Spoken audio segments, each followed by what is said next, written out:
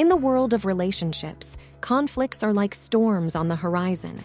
You might see them coming, feel the tension building, and wonder, can we weather this? Well, I'm here to tell you, not only can you weather it, but you can also use these disagreements as opportunities for incredible growth. Picture this. You and your partner, like all couples, have differences of opinion. It's natural. No two people are the same. But instead of dreading these clashes, what if I told you they could be the compass guiding you toward a deeper, more resilient relationship? Let's dive into the world of the conflict compass. It's a tool that can help you navigate those stormy waters and come out stronger on the other side. Understanding your bearings. All right, folks, let's start our journey with something crucial. Understanding your bearings in the midst of a conflict. Just like a compass helps you find your way in the wilderness, conflict awareness helps you navigate the rough terrains of disagreements in your relationship. Here's the deal. Conflicts, those little storms that brew in every relationship, are often just the tip of the iceberg. Beneath the surface, there's usually something deeper, something that needs attention and understanding. Think about it this way. You and your partner are arguing about whose turn it is to do the dishes. Seems pretty straightforward, right? But what if, beneath that seemingly trivial disagreement, there's a deeper issue of feeling unappreciated or overwhelmed by household responsibilities? Conflict awareness means peeling back the layers. It's about looking beneath the surface-level argument and asking yourselves, what's really going on here? It's like shining a flashlight in the dark corners of your relationship to discover hidden concerns and emotions. By doing this, you're not just resolving the immediate conflict. You're addressing the underlying issues that, if left unattended, can erode the foundation of your relationship over time. So, in the face of a disagreement, take a step back. Be aware of what's truly at stake and use this awareness to foster a deeper understanding of each other. Conflict awareness is your first step on this journey of using disagreements as opportunities for growth. The art of listening. All right, let's dive a bit deeper into the second point of our conflict compass journey, the art of listening. You might be thinking, I already know how to listen, but bear with me, because listening in the context of conflict resolution is a whole new level of skill. Imagine this scenario. You're in the middle of a disagreement with your partner, and they're passionately expressing their viewpoint. Instead of thinking about your response or trying to prove them wrong, you decide to truly tune in. You focus on their words, their tone, and their body language. This is active listening. It's about setting aside your own agenda and making a conscious effort to understand your partner's perspective. You're not just hearing their words, you're trying to grasp their emotions, their fears, and their desires. Why is this so important? Well, because it shows your partner that you care about what they have to say. It validates their feelings and experiences, even if you don't agree with them. It's a fundamental building block of trust and empathy in any relationship. So, next time you find yourself in the midst of a disagreement, try this. Pause, take a deep breath, and really listen to what your partner is saying. Ask clarifying questions to ensure you understand their point of view.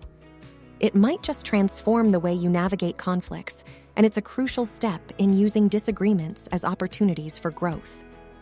Seeking common ground.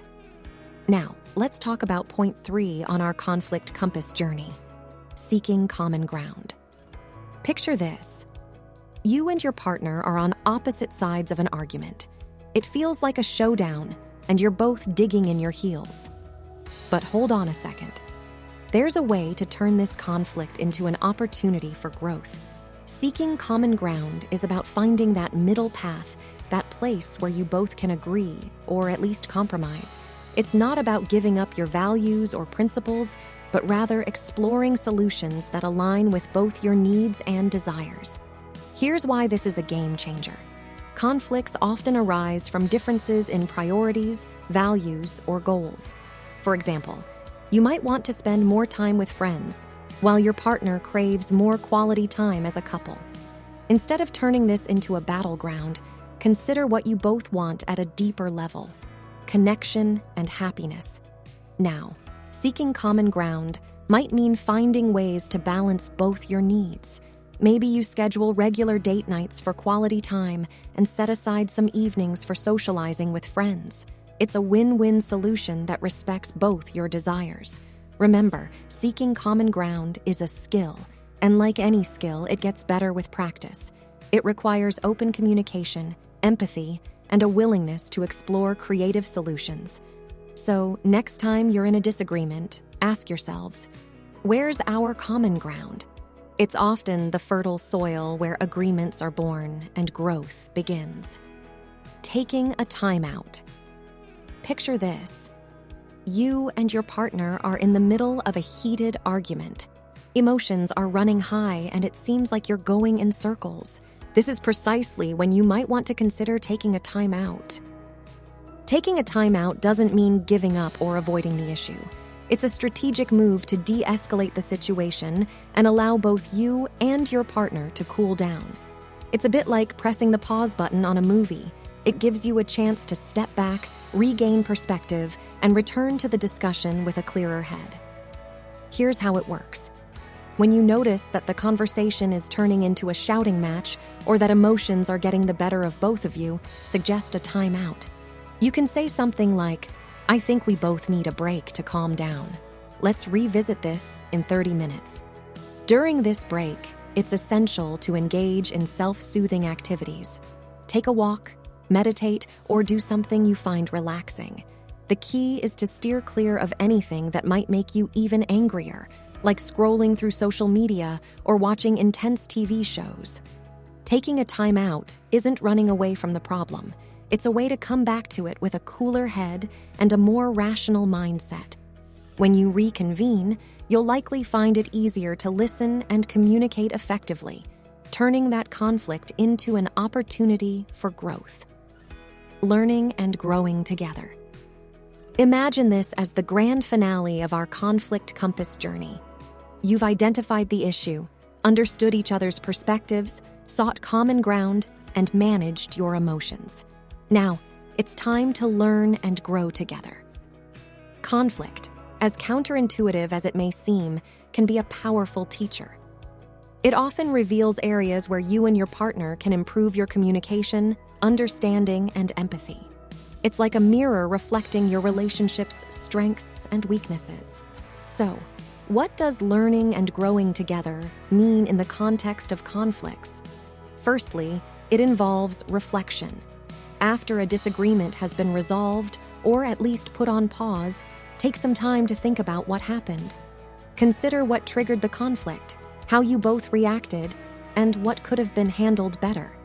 This introspection can lead to valuable insights. Next, it's about open dialogue.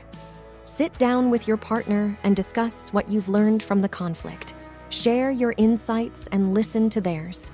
This process can help you both understand each other on a deeper level and find ways to prevent similar conflicts in the future. Lastly, it's about implementing changes. Based on what you've learned, work together to make adjustments in your relationship. This might involve setting boundaries, improving communication, or finding new ways to address disagreements constructively. Learning and growing together through conflict is like turning adversity into an opportunity. It strengthens your bond, enhances your problem-solving skills, and ultimately helps you build a more resilient and harmonious relationship. So, my friends, the next time you encounter a disagreement, don't see it as a threat. See it as your conflict compass guiding you toward a stronger, more profound connection.